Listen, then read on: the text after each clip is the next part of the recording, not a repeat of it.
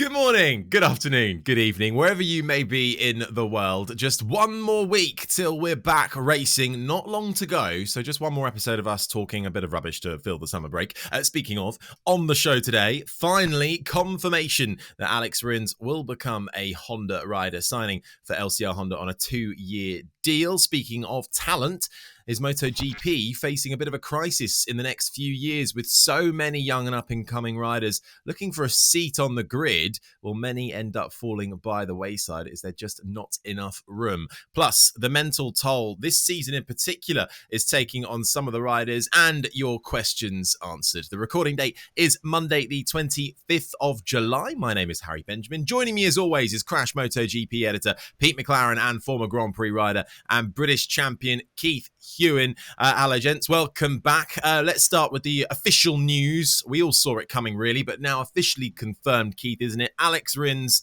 has signed on the dotted line to join LCR Honda. He'll be replacing the outgoing Alex Marquez. So, deal done. The right move for all involved? Lucio Cecchinello is a really, really good guy. Ex-rider, superb rider at the time. Maybe Alex Rins needs someone like him in his corner. We're going to see. Personalities count in a team. It's what's going to bring the best out of him. He's obviously got massive talent, Rins, but he's made quite a lot of unforced errors, in the past. It's ruling those out. It's ironing those problems out, and that all comes from north of the eyebrows. And I think Lucio's a really good guy, and I think they'll work well together. So I think a good move for both. It's always a gamble, isn't it? Changing bikes, you never quite know. As Keith says, the team is such a big part of it. It's easy to just look at the machinery, but you've got to bond with that team as well. But he's got no choice. He's got to move, isn't he? Suzuki's disappearing. He's got to go somewhere. And I suppose if you're a MotoGP rider, apart from money, the things you'd look for in a contract, you'd want the latest bike. You'd want at least 2-year deal. Ideally, you'd want to be in a factory team. Well, he hasn't got that part, has he? But he's got the other two, and I think that probably is why he signed on the dotted line here. He did have other options, but it seems like they weren't to have the latest bike, and that was the real clincher for him in moving to Honda. And we were talking about Dovi last week. Dovi is someone that perhaps Rins can be inspired by, as someone who lost their factory seat, dropped down to satellite status with Tech Trois Yamaha at the time for 1 year, and was able to do a good job of it and bounce back and had the best years of his career in a factory ride at another team, Ducati. So I think, that example. Also maybe Cal Crutchlow. Cal won races at LCR, didn't he? So that he's proven the team can win. Okay, the bike as it stands right now is obviously, they're in trouble, aren't they, Honda, this year? But, it's a proven package in terms of the team, the bike. They need to put everything together. And I think it, of the options available, it makes sense to Rins, and it's going to be interesting to see, will he thrive in this different environment, this almost simpler environment? Get on it, ride it. He's not going to have all the factory engineers around him developing things in the way that he's always had at Suzuki. He's, of course, only ever ridden for Suzuki as a factory rider since coming into MotoGP. So, yeah, I mean, it's the only announcement during the summer break that we've had. I think we were expecting a few more. And I know Dorna emailed the team saying, at the start of the summer break, can you let us know when you're going to be announcing things so that we can sort of get the content teams on MotoGP.com up to speed and plan everything out so you don't announce together. We haven't had anything until Rins. This is the first one. I think that's probably just because the teams wanted a bit of a break, isn't it? We're expecting Joan Mir, his teammate, to be confirmed at Repsol Honda.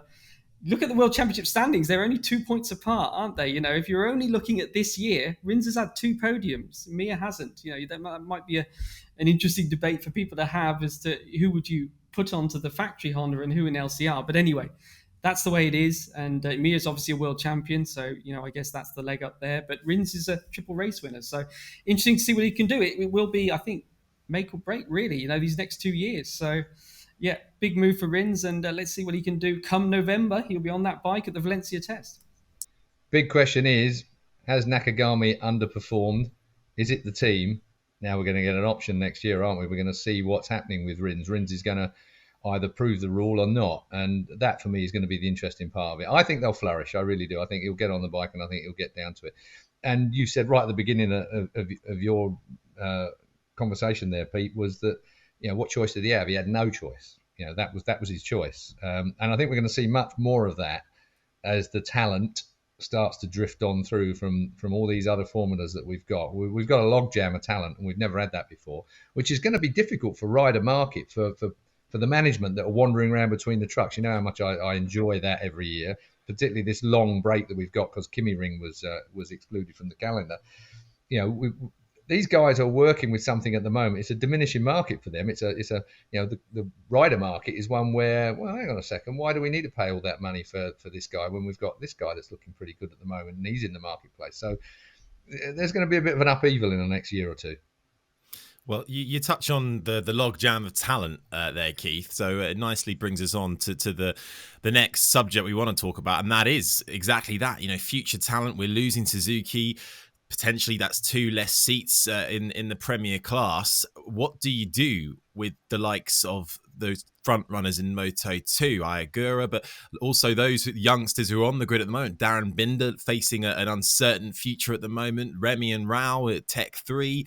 Pedro Acosta, those who are flourishing in Moto3. There was a great article on Crash.net earlier in the week about, and those who watch and listen to this podcast will know I'm a bit of a fan of Iker Lecuona, who lost his seat on the grid last year and is now doing very well on World Superbikes, but that's a MotoGP career done and dusted before he's 22. And that's so young, isn't it? And you just think, well, there isn't time for him to come back, but because there's such a huge logjam, the graduation from Moto2 to MotoGP this year looks like it will be very, very minimal, if any. Well, what Dorna have done is they've made a success of all the formulas that the ladders that take us to MotoGP. Now, it's not a bad thing that we've got all that talent stacked up, but the problem you've got is commerce meets sport, in that what choices do Dorna have? Now, they've got great product in World Superbike now, and also obviously in MotoGP. You know, to bring another category of class into the fray, if you like, is going to make a problem for. It's not going to be commercially viable, I think, is where I'm going to. We've got the commerce as it is at the moment. World Superbikes, MotoGP works really well. Do you increase what you've got going on at each one of those? Do you give better value for the fans, for instance? I always think fans that turn up at the MotoGP, they get great value for money, is that they're seeing the best bikes and the best guys on the best bikes. But back in the day, you would have a sidecar race. You would have a couple of national races either side of that, bookended in it. So you had a real day out of racing. You don't get that now. You get the rookies, perhaps, or you get Asia Talent Cup or whatever it might be sometimes, that guest on these things. And it's great. And we've got Moto E, the World Cup, not a Grand Prix, but a World Cup of Moto E. You know, next year with the Ducati as well. They've kind of expanded the grid, if you like, at a MotoGP race, in that we've now got the electric bikes that are giving a showcase for riders to play on the day. But it's going to be a really tricky one. There are going to riders that are going to drop out of it. They're going to end up having to stay in domestic championships. You know, British Superbikes. I don't know anybody watching it at the weekend, but I mean, it's just brilliant stuff. I mean, they're going so quick. Even old farts like me stand that, and you look at it and you think, God, those guys are on it. I mean, they really are throwing it at you. The times they're doing on basically production bikes is incredible, with no traction control or any of those, you know, rider aids like you got in World Superbike and obviously in MotoGP. There are going to be expanding classes like that. Maybe Moto America will start to be an area that perhaps Dorna might get more involved with Wayne Rainey and expand the Moto America franchise. So you've got somewhere else for some of these guys to slide off to the side when there isn't room in the top categories in MotoGP and World Superbikes, which again compounds the whole problem, because if we've got a vibrant Moto America series, you're going to be producing more good guys that are going to want to be in MotoGP. So all the time you're raking the fire, you're bringing on good guys. There are a lot of, and as these series come up in stature, you know, we had Taz McKenzie, who rode at the World Superbikes at Donington the other week. Now, you know, everybody at the time thought that was a mistake, because he's getting on a motorbike and a set of tyres that are completely different to the British Superbike ones. You got traction control, you got different tyres, you got everything, and all he had was the normal practice that you get at that. And he's come off of injury and so on and so forth. And his year hadn't really picked up for him yet in by his standards in British Superbikes, but it gave him an opportunity, and he showcased it, and in the end he nailed it and got it right. Top 10 finishes, and so it worked out very well for him. He comes back last weekend, at Brands Hatch, and nailed it again. 2 wins out of 3. And he's back on that kind of form. I mean, it's brilliant stuff. And when we get Moto America into that scenario as well, and then maybe the Australians come back online again, and we get an Australian series that's producing top line riders. This doesn't answer your question, Harry, because all it does is it makes it worse in that there isn't the room. What it's going to do is going to turn over people quicker at the top. Rins would not have got a chance if the market is a little bit further down the road. I think that Rins might not have got a second chance. He might have dropped off, like Iker Lecuona, your mate that you keep telling us about. Quite rightly, by the way. I don't disagree with you on that. I think Iker Lecuona got a real shitty end of the stick, to be honest. You know, he got dropped out of there a bit too quick for his talent, which was a shame. But I can see more of that happening. And, you know, you talk about World Superbikes there, that's flourishing at the moment, and Dorna enjoying that, doing well. And Toprak, we've spoken about, you know, is he going to get his MotoGP chance? He looks like he's set to earn more money staying in World Superbike as well. So that might suddenly become a little bit of a factor there. Well, it is, isn't it? I mean, the Johnny Ray syndrome. I mean, Jonathan Ray, you know, in the end, you know, you become a family man, you become, you know, 25 years old. And to be honest, 25 years old is beginning to get a little bit too old to start moving up through the ranks in the Grand Prix series. So Jonathan stayed where he did, and he's had a fantastic career and earned his millions. And to be honest, is a lot more relaxed probably in World Superbike than he would be in MotoGP. I mean, it is cutthroat. You know, one of the subjects that we talked about earlier on, mental health and the like, and the way that now stresses these riders in the way that it does. There are so many more elements to being successful now than there seemed to be in the past. I'm sure they were all there. Of course they were. You all had mental health issues and expectation issues back in the day, but it didn't seem to be quite as intense, quite as, in some cases, debilitating as it is now. I think that it's a tough game. It really, really is. And that's without the riding.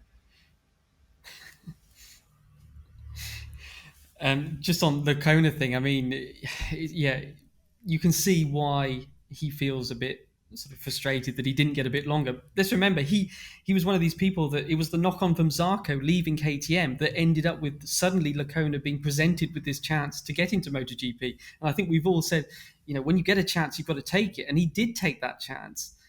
And and then just as he was starting to show that you know, he could make it in MotoGP, if you like, he could sort of compete with the best, it was too late, wasn't it? And suddenly there's other people, as Keith says, there's other people already in the queue in the form of Remy Gardner and Raul Fernandez, and KTM just couldn't let them go. And so what do? You can't keep everyone.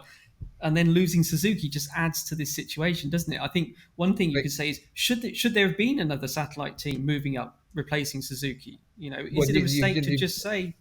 You've got to look back to the podcast that we did last time when somebody asked, you know, Remy Gardner was quite vociferous about the fact that there should be some kind of, not so much a union, but the riders that get dropped out of it when they've put that amount of effort in should be compensated in some way, or should have some escape road, or Dorna should have some kind of overarching scheme for looking after people that drop off the edge of things. I personally don't believe that's the right way to go, but it's kind of one of them things where I do believe that you know, contracts should be solid. I think that you know, some of these contracts don't ever seem to be quite as 2 year as you might expect them to be. There's always a get out of jail free card for rider and for, to be honest, for team. Of course, you can have a contract, but if it's a bad contract, or if it's a bad deal, or if you're not happy with where you are, or they're not happy with you, the contract's really quite worthless, because your performance it's a performance-led sport. If you're not performing because you're unhappy where you are, you might as well get out of the contract or be let out of the contract if that's the situation. But it is going to be a problem, Harry. I think that there isn't going to be the room, and the turnover might just get a little bit more frenetic as we move forward with the amount of talent that's coming through. If they can come through. I mean, my problem is people like Taron McKenzie, you know, isn't going to get a go. You know, he's going to be in British Superbikes where he'll earn reasonable money, But it's going to take some bloody manipulation and all his dad's guile and ruthless manoeuvrings to get him back in. I mean, he failed in Moto2, you know, quite soundly for whatever reason that was when he came across. He didn't get on with the bikes. They were odd bikes back then. No power, but really stiff chassis, and everything was done on the front end. Quite tricky, really, from what he'd been used to. And I keep going back to the Jake Dixon example. I mean, he very nearly never got another year in that. He was very nearly out on his ear roll after the first year. And look where we are now. Jake is a potential race winner just about every time we go out. He's always there or thereabouts. So he's a proper Grand Prix rider, but he very nearly didn't get a second year at it. Cruel, isn't it?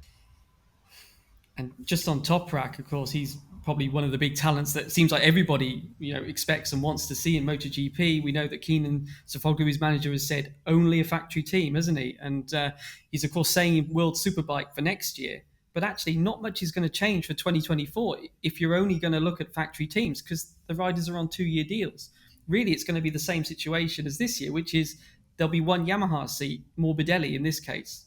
For next year, his contract expires then. This year it was Quartararo. Obviously, as soon as Yamaha kept Quartararo, there was no place for Toprak. It seems like he can talk to a lot more teams for 2024. But again, if he's looking at a factory team, I mean, they're 2-year deals. So probably it's going to be Yamaha or nothing, I would think, at this stage, or certainly the hot favourite if Toprak is going to be in MotoGP for 2024. If you've got good management, you make sure you leave a gap in that contract you got in World Superbikes. If a proper MotoGP deal comes up, then you've got that expansion room, that headroom to be able to move across if someone's injured or whatever it might be. How much of a crying shame will it be if Toprak doesn't go to MotoGP? It ought to be illegal. I just can't imagine not seeing Toprak in MotoGP at some stage. We will all feel cheated if he doesn't go across the MotoGP. I will anyway. I just think he's got a great personality. The way he conducts himself on and off track is brilliant. And to miss that talent in the Premier class would just seem to be so wrong, in my view. Yeah, well, I don't think there'll be a lot of people that disagree with you on that. You touched earlier on the mental health aspect, of course. We did talk about that a bit last year as well. I remember when Maverick Vinales and Yamaha, and that was all taking place in the summer break too, and where his head was at. And it's a thing that people are talking about more and more across motorsports, and more so in particular MotoGP. Even I hate batting that Lecuona drum, but even he brought it up in his article saying, when he was told he was losing his seat, he found out while he was riding around during a qualifying or practice session, I think it was, wasn't it? On the big screens that him and Petrucci were out. So there's that side of things. And Aleix Espargaro has come out recently, has said he was just super exhausted just before the summer break. He needed the break so much because suddenly he's having to operate at this new level that he hasn't had to deal with previously. He hasn't been a championship challenger, and now suddenly he finds himself up there and he's finding it tough. And it's a very different type of challenge added to the physical challenge that MotoGP already is, Keith. I mean, this summer break in particular, how important is it for these riders to switch off? Can you switch off? I think this summer break, we're going to see a few, different riders when they come back at the end of the summer break. I think that this has been a long summer break, which is unusual. It wasn't supposed to be this long, but it is. They will be physically fit. All those little niggling injuries that virtually all of them have by that time of the year will be pretty much healed up and sorted out. So they're going to be coming back with a good frame of mind and expectation. Mental health, I mean, it's much broader than just the sport. I often wonder quite where we're at with this, because I come from a baby boomer generation, which is kind of stoic, get on with it, work your way through every problem and all the rest of it. And it all seemed a much simpler life for me as a kid growing up, including racing. Too simple in some respects. I think that for me, I always thought that it was even Grand Prix racing was like club racing back in the day, and I hated it sometimes because of its unprofessionalism. Obviously, we've now gone to a very professional situation, but now we're in Generation Z. I've done a little bit of research on these things because I have kids, I have youngsters, as I keep on banging on every time we're on this podcast, and I look at their generations, and the mental pressures that they're under is completely different. It's completely different to what your generation, Harry. my generation are so far apart in the way that our outlook on things and the way that we're brought up. It affects everything we do in life. Generation Z, more mentally aware, there's no doubt about it. They're more susceptible to loneliness and so on and so forth, because they are the generation that basically were born with digital equipment and bloody online this and online that and dating online and so on and so forth. It's all theirs. The millennials before them, they were at the forefront of the new wave of this kind of stuff, I suppose. So they grew up learning about it, whereas the Generation Z mob, which is 90%, 99% of the people that are racing motorbikes now, have come up in a different generation, in a generation that is, the outlook is completely different. All the things that we tick boxes over, or what I would say is a tick box, is normal to them. It's a tick box to me, and I have to concentrate on it. But for them, diversity, all the kind of things that we talk about as it's kind of like a sideshow almost for some of us, but it's not for them. It's the reality of things, and I think that all interferes with their life, their outlook, the things that they're seeing, they're growing up with, affects how they go about their business as well. How does that affect them on track? Well, I think massively. I think that they're so aware of everything. They're so in tune with everything at the moment. I think that their capacity to think their way through all of this is almost too good. Back in the day, most of that stuff you never even bothered about. You didn't think about it. And I think a lot of riders, older riders, don't worry about that. You talk about Aleix Espargaro. Aleix Espargaro is the oldest now out there. He's a millennial effectively, and even he has that kind of Generation Z attitude to things. You only see what he writes, what he says, and the way he thinks about stuff. I don't know where we're heading with this. What are we now? We're on the alpha generation, aren't we? 2010 onwards apparently is the alpha generation. God. I know. I know. That oh God would be what I would normally have said, Harry. So it's quite surprising to hear you say that. In that these are important things that are affecting our kids as they're growing through, and some of us oldies have got to kind of understand it a little bit. In politics, you can go into politics.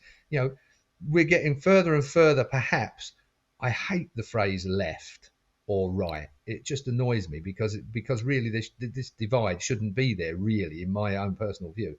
But what is considered to be more socialist kind of thinking is where the youngsters are really pushing towards that side of things, that more inclusive kind of, looking after people, looking after other people. It's not quite, again, I hate the phrase, to the right, where it's all about making money and banging our way through and big business and all the rest of it and grabbing as much as you can get hold of. These things are all blending now. And it's, from an old fella's point of view, it's quite interesting watching it happen. And it's happening around the paddock as well. And as we get into that situation where that log jam of new rider is coming through, we're going to see more and more of it. It's going to be a really exciting couple of years coming up with all this lot blending into our sports. One thing that I think is quite common these days is athletes in general often, you have your coaches, your physical coaches, but now a lot of them have mental coaches now, don't they, to talk them through when things are tough. Time. I'm presuming that was completely unheard of when you were riding. A mental coach is the asylum that you went to when you finally lost it. But I mean, yes, you're right. I mean, sports psychology has been a major thing going back a generation or three. Sports psychology, those that caught on. I'm trying to think. There was a fella called Tony Head. Now, a lot of people will have never heard of Tony Head. Tony Head was a guy that was racing 250, 350s back in the early 80s. And he was big into the psychology of the sport. And we all thought he was mad. But of course, now he's the norm. The way he was thinking through, he was ahead of his time. Tony Head. I never even remember the name right up until just then. A reasonable runner at national level, international level to some extent.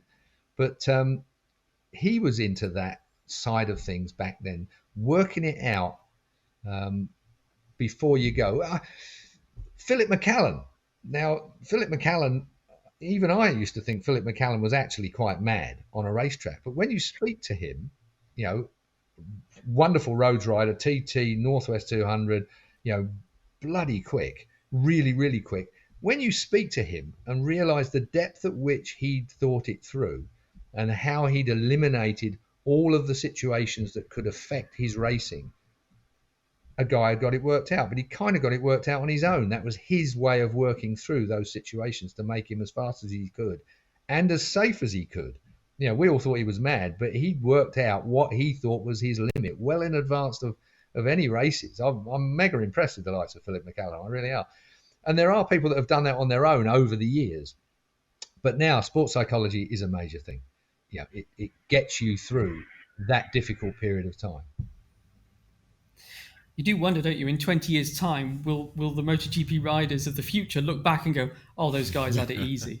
Just all they had was sports psychologists and, the pressures obviously change, don't they? But, previously, the sports, there was a lot more fatalities, wasn't it? Motorsport was a lot more dangerous. And you think, well, that pressure, life or death pressure, has reduced. But these other pressures have gained. Can you imagine that now, Pete? Can you imagine that now if they were under that kind of pressure, if they were losing riders every other week, which was the case back in the day? The kind of pressure that would put you under because you would feel the pain that your family was feeling. I think we're all sports people are pretty selfish people. They are focused on what they do, and to go as well as they go, it's about blocking out stuff. But your family's the bit that interferes with you the most. I mean, you never want to hurt the people closest to you, but of course you do. And when, you see again, let's talk Isle of Man, 5 people were killed on the Isle of Man this year in 2022. That has affected a huge proportion of that paddock massively. There will be families that are, well-known, famous rider families that are under pressure at this moment in time. And that will build until we get to May next year, when some will question whether it is worth their while going back. I spoke to John McGuinness, obviously, after the TT. I've spoken to Glenn Irwin after the TT. And Glenn Irwin, I did it on another podcast, that, it's really interesting to see how he is handling that. And strangely enough, I was talking with him with his wife out of shot. Pregnant wife out of shot, just to put even more emphasis on it. Look at his face, and every now and again his eyes would dart across to see what her face was doing with what he was saying about what he wants to do next year. These pressures are massive. I think that Grand Prix probably doesn't quite have that same pressure purely and simply because they're so bloody young. They don't have wives and children at that point, but they will have. Aleix Espargaro does. He's got a situation that he's now got to be thinking about. Managing all of this is a massive task. It's not just about racing motorbikes, which is all it seemed to be about back in the day. Now, there's so many other things. There's so many other pressures that are pulling and pushing you all of the time. Down to the amount of work you have to do off track for sponsors and so on and so forth. It's another level. The amount of media that you now have to cover is much more intense as well. Dropping a ghoulie bloody saying something you shouldn't say in an interview somewhere that's then blasted all over the, responding to, we had the thing the other week with Pecco, didn't we? Pecco Bagnaia, read our headline, me calling him an idiot for drink driving, and straight away was on the case. I mean, he deleted it almost as immediately as he wrote it. But the fact is that fired him up. And I felt really guilty about it because I contributed to his trauma of that time over the thing he was going through. We never had any of that in the day. You might have bumped into one person in the paddock who would say, you're an idiot, and you'd have gone, yeah, right, off you go, Sonny, and had no other pressure. But now with the amount of social media that gate crashes your life, everybody can get to you wherever you are, sat in your home, you've got to be disciplined to be able to wipe all that out. Take a social media holiday sometimes to try and get the better of it. Otherwise, it gets the better of you. Certainly. It's just the world right now is just so technologically advanced. It's fast paced. I use social media for work purposes. It almost feels like it's tough to come off of it. But I remember during lockdown and COVID, in the height of it, it sort of was a blessing in disguise at one point, even though, yes, there was no racing or anything happening. But I feel like it alleviated the pressure on life quite a lot for a lot of people, where you didn't have to feel like you were catching up and making sure you were on top of everything like they have to do right now. But what will happen, Harry, is that my children will develop a system for safeguarding themselves regarding that. It's like anything else. You when you grow up with it, they'll work out a strategy in their head, hopefully, to deal with it. There'll be many that don't, and there's probably one or two people listening to this and saying, yeah, that's all very well saying that, but what about those poor sods that don't actually find that strategy, find that strength, find that resilience, whatever it takes to meander your way through the digital nightmare. But they will. And there will be things like legislation. Our legislation will catch up with it, or you won't be able to insult people online, just like you're not allowed to insult people in person. All of these things will eventually catch up. I feel we're a bit behind when it comes to things like that. I don't think that people should be able to insult you or what's the word I'm looking for? They shouldn't be able to say some of the things they say in public without some recourse. You should be able to have some recourse against people that are basically lying or cheating or saying something about you that isn't true, just like you would in virtually every other walk of life. I think all that will catch up, and I think the kids, Generation Z, are the starting point for me with this because of my kids, obviously, and that I see how sometimes they're damaged by a viral commitment by some of the kids that catch on. I'm rambling, and I'm going to get to the point. Pecco Bagnaia, we'll use that as an example, shall we? He saw that headline that Crash put out where he was called an idiot without listening to the content of the context of the podcast at the time. He in the end, he obviously did listen to it. Probably still didn't agree with it, but could understand the context of it. I think the problem we have is that those headlines, people read those headlines, but don't necessarily actually read it in context, don't actually listen to what's going on, don't actually look at the text that goes with it that Pete quite wonderfully bloody prints off so you can actually read it if you don't want to listen to it. And I think that is we lose context with some of this stuff, and I think that's the bit that's damaging. And people jump on a bandwagon without actually looking at the context of it. Sometimes, again, using this as a thing, Pecco Bagnaia is an idiot. So it's said on the one-line headline, which is, okay, we'll call it clickbait. It's not. It's to get your attention, to get you to listen to the podcast. That is the way of the world now. It's clickbait is probably being a bit unfair with it, but that's what it was. It's a line out of context, encouraging you to come and have a little look at it. But some people don't bother with that, and then they jump on the bandwagon. Then everybody's going, yeah, Bagnaia is an idiot. Bagnaia is an idiot, without actually having a look or having a listen to the context, the reason why that word was used.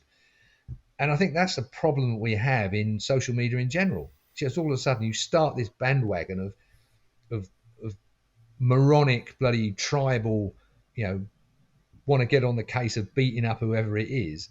And that starts at school for some kids. The social media, Facebook side of things, somebody says, you're a weirdo. And all of a sudden there's a whole classroom of kids that are on this one kid who probably hasn't done anything that wrong, but just suddenly there's a whole load of kids that are having a go at the one, and they go home to their parents, in tears, and we have to deal with that side of things, and try and give them the tools and teach them the lessons that gives them the strength and the nous, if you like, to meander through that bloody minefield. I tell you what, I'm glad I had my time when I had my time, because social media is one of them ones. I'd find myself trying to find out who it was that was insulting me and looking for where they live. in fact, I could go back to Sky Sports. When I worked at Sky Sports, some bloke had a proper go at me on IndyCar when I was presenting IndyCar. I can't remember what it was now. And it got really, How did he have a personal. go at you? What platform was it on? Was it fax? I think it was. No. Carrier pigeon. That's not funny. There was nothing wrong with them pigeons. I had a good set of pigeons for sending my messages, and I love them oily faxes. You certainly couldn't wipe your bum with them fax paper, that's for sure.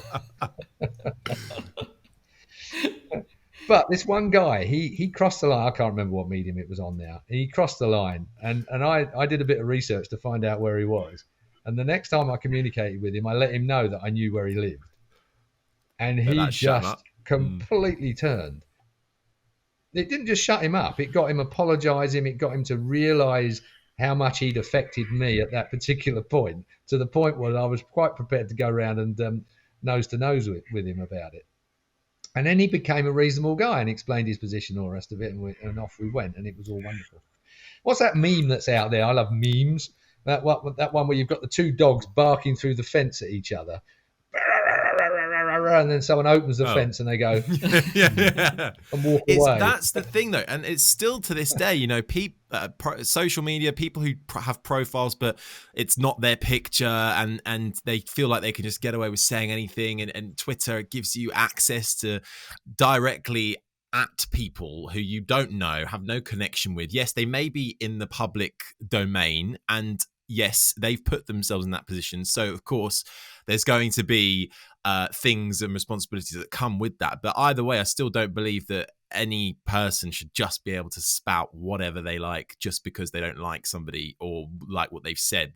Twitter and things like that doesn't allow for a proper discourse, I think, and that's what makes it difficult. I know they're trying to implement things that are helping it, but it's too slow. It's not working. You talk about sharing articles and things like that, and sometimes I see if I'm going to retweet or quote tweet an article, it says, "Oh, have you read this? Do you want to read it before sharing it?" or something like that, which is great. But you can just go, "Oh no, I'll just share it. I don't really care." But there isn't at the moment amongst social media. Yeah, well, you come back to what I said. It picks up a momentum without actually context being there. And I think the other thing is I actually retweeted something that somebody said the other day because the headline tweet I agreed with, and then I started to undo the thread of this particular person. And I thought, I don't agree with any of that. And the headline tweet, which I retweeted because I thought that was correct. And then I looked at the kind of timeline that went with it, and I thought, oh, bloody hell, no chance. Point, click. And off you come again, because it became radical and sort of not what I believed. And I think that Vic Wakeling, rest in peace, managing director of Sky Sports back in the day, a grizzled old bloke that really knew television really well. He used to say, we have got to get to something meaningful within 7 minutes. He said, otherwise we lose our audience. And I think and that was back then. I think where we are now is that quite often, if you've not got to where you need to get to within a couple of lines, you've lost the person who's reading your article. And it comes back to that clickbait thing, doesn't it? That one line is the thing that's going to pull in people to hopefully read or listen to the whole article. Otherwise, you lose them. Well, we've taken about half an hour. No so patience. I don't know who we've got today. left. No patience.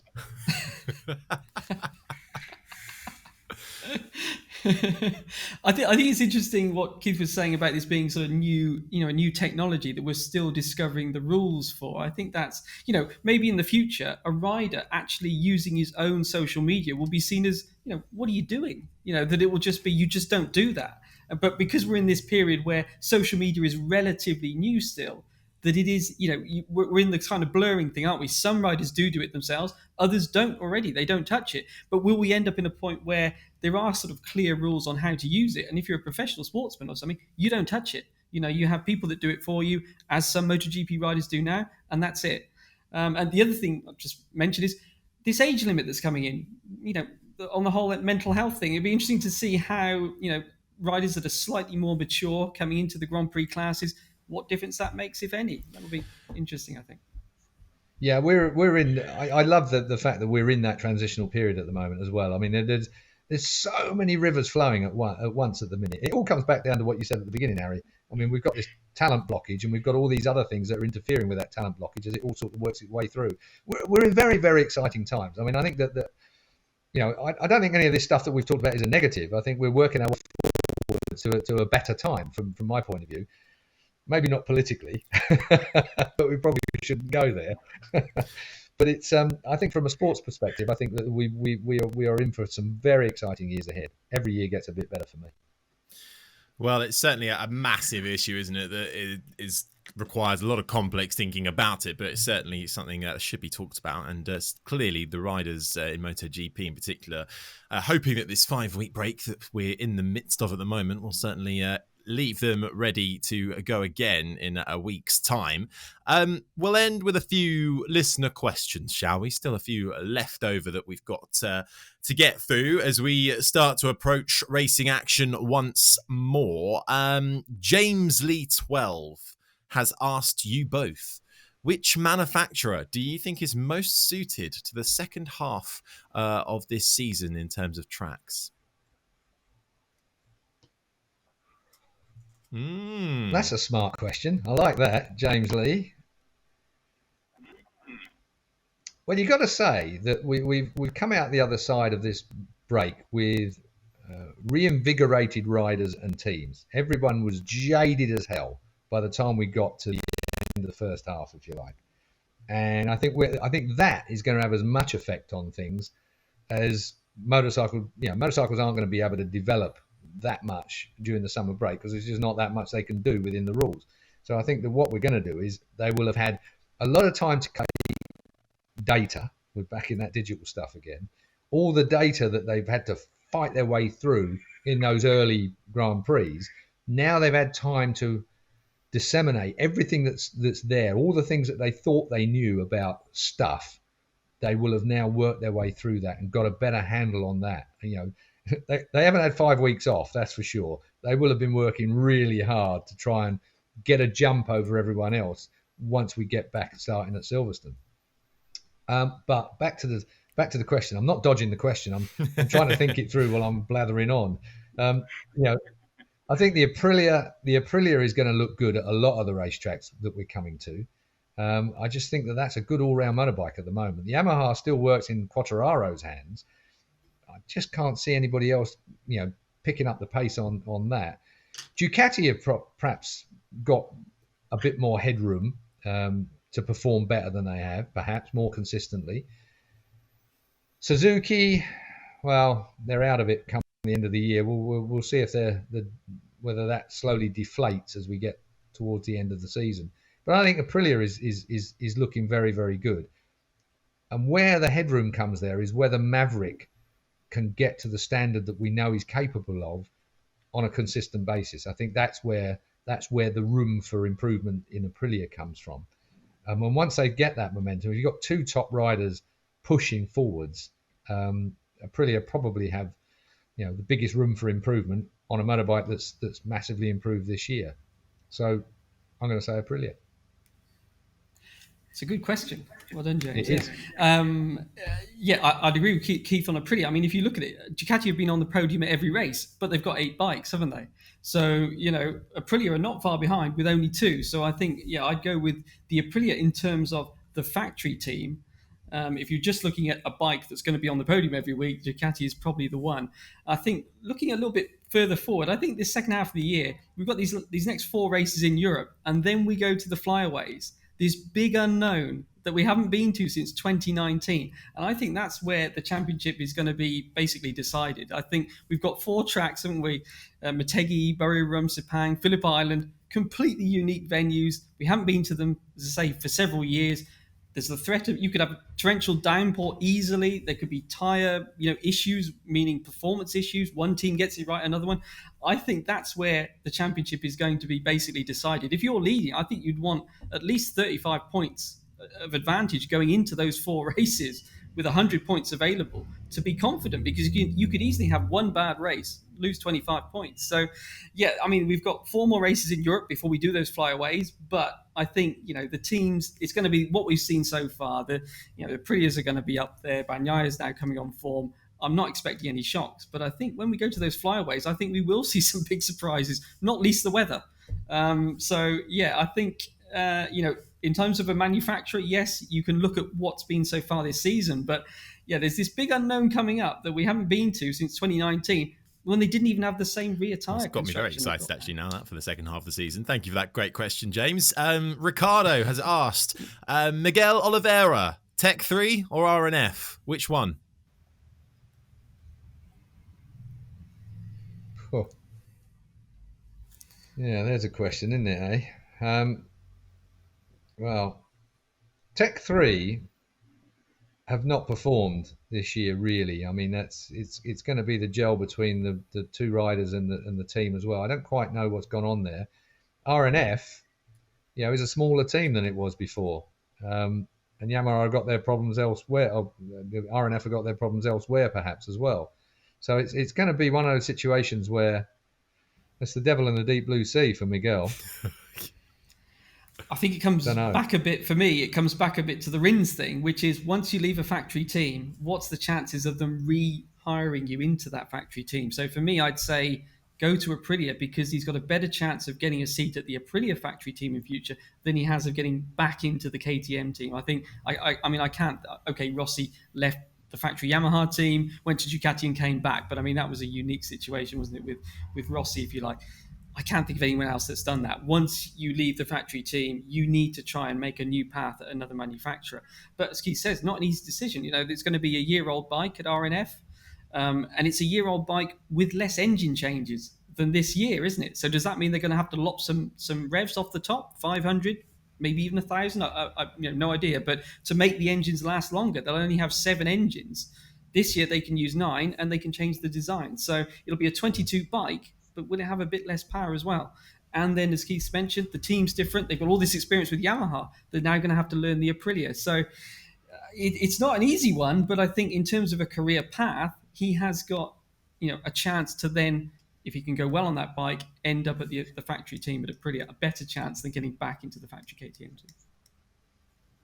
And just to add to that, of course, you've got the situation where we don't know what Aprilia's production line is like for bits and pieces and the like. They've been a bit slack in the past where things have not quite happened at the pace that perhaps the riders and the actual race team want them to do. The factory haven't been able to put together the amount of bits and pieces early enough, upgrades and the like that they want. So suddenly you're producing for 2 teams, 4 riders, or new rider, I should say, and what he might want. It's going to be a tall order one way or another. And I kind of worry about RNF. You can't quite get to the bottom of the funding as well. I mean, I hope that the funding is there to make sure that works. There's been a massive change there. Razlan Razali is what's the RNF stand for? Razlan needs funds. Somebody quite cruelly said early on. I mean, there are just those kind of question marks that we're only going to know about when we get into the season next year. Will Miguel, and KTM. I mean, KTM, they've had some, it's not gone their way. They've got a lot of work to do this winter to satisfy the people that they've got for next year. It's going to be interesting to see what they manage to do as well. It's not an easy choice for Miguel, that's for sure. Maybe it will come down to money in the end. Who pays the most? Always does, usually, doesn't it? Well, we'll leave it there now. Thank you for your questions. Always good to get them on the board. And that does us for our final one for the summer break, because next week we're back into preview mode. And it's the British Grand Prix. It's Silverstone. We're all going to be there. Let us know if you're there as well in the comments below. And in the meantime, make sure you're tuned in across crash.net for all the latest news and analysis across the week. And as I just said, we'll be back next week to preview things all British Grand Prix. Get your questions in. Leave them in the comments section. Tweet, Instagram or Facebook us. Just search Crash MotoGP. Leave us a review as well, wherever you get your podcasts. And we shall see you right back here next week. Bye-bye.